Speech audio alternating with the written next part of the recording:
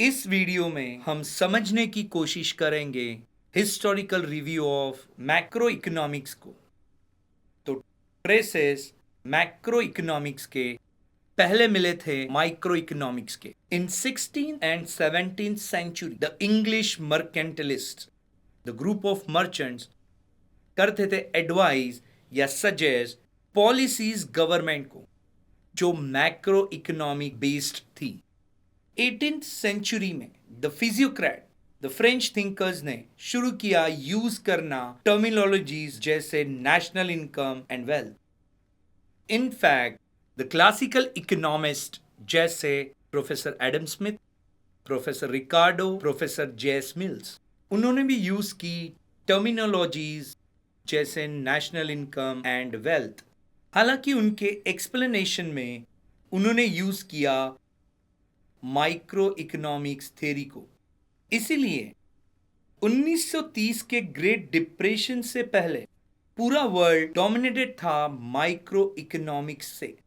Real use macro economics का शुरू हुआ ग्रेट डिप्रेशन के बाद में।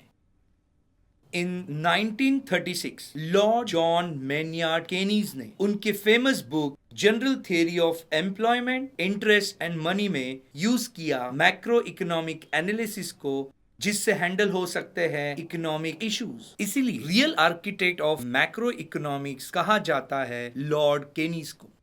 केनीज के अलावा बहुत सारे इकोनॉमिस्ट हैं जिन्होंने कंट्रीब्यूट किया डेवलपमेंट ऑफ मैक्रो इकोनॉमिक्स में, जैसे माल्थस, वलराज, इरविन फिशर, विक्सेल और भी बहुत सारे।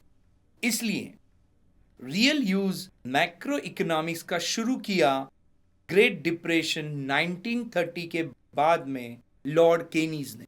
इनके फेमस बुक में 1936 में the general theory of employment, interest and money में यूज किए बहुत से मैक्रो इकोनॉमिक एनालिसिस जिससे हैंडल हुए इकोनॉमिक इश्यूज। इसलिए उनको कहा जाता है फाउंडर ऑफ मैक्रो इकोनॉमिक्स। इनके अलावा बहुत सारे हैं जिन्होंने कंट्रीब्यूट किया मैक्रो इकोनॉमिक्स के डेवलपमेंट में, जैसे माल्थस, वलराज, इरविन फिशर, विक्सेल और बहुत सारे।